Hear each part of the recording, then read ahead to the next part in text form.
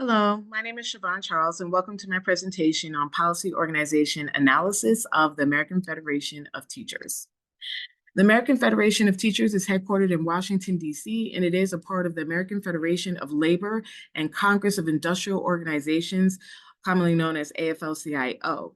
It is one of the largest federation of labor unions in the United States. So the American Federation of Labor and Congress of Industrial Organizations comprises 60 national and international unions. And one of those unions is the AFT, the American Federation of Teachers.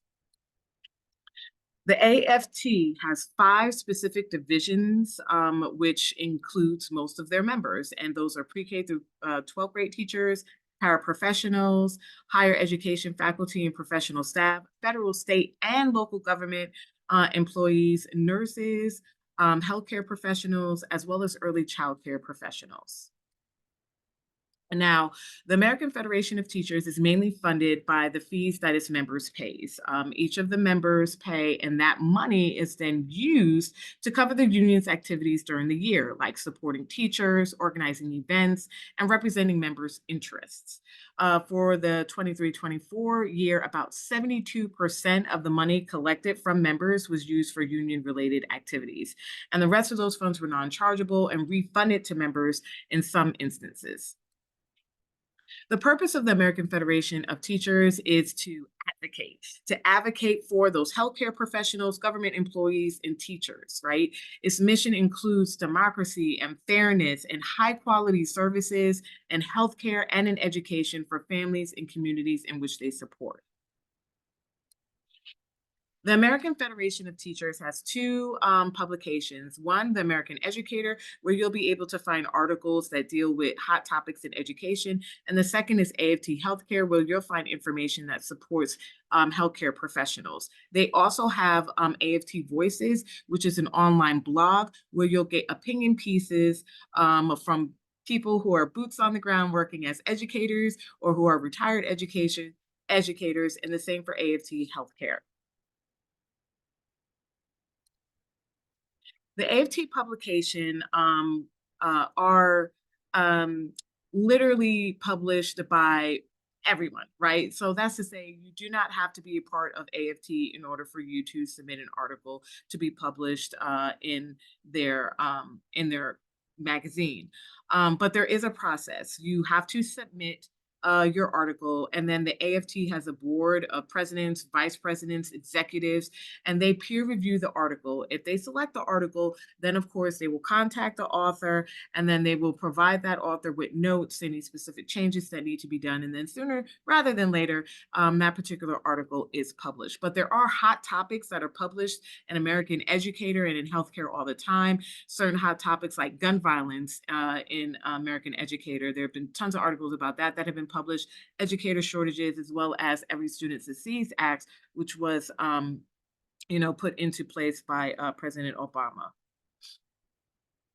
Now, AFT definitely has a political stance. They are very transparent in the fact that they are riding that blue wave. Okay, they are definitely a democratic organization. A lot of ideas that they believe in pretty much really do align with the Democratic Party. And as a matter of fact, the president of the AFT, Randy Weingarten, made sure that AFT was the first union to support the Harris-Walz campaign. And some of the press releases that the President Randy Weingarten of AFT publishes all the time really do align with some of the ideologies that the Democratic Party has, all from gun violence all the way to some of the things that's occurring in Israel right now. The AFT does collect their own data. They synthesize their own data, and they also definitely ensure that they are collecting data from outside sources. They used the RAND Corporation when they were collecting their data for the teacher shortage report that they published. They also used the New Mexico State's Higher Education Department for joint data collection on their State of the Union out there in New Mexico. So they are aware of using other data points to help provide just a stronger case for some of the recommendations that they make when they do publish their articles as well as their surveys.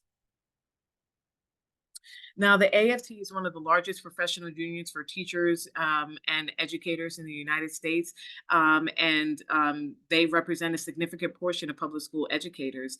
And its data reports are based on educators' collective experiences.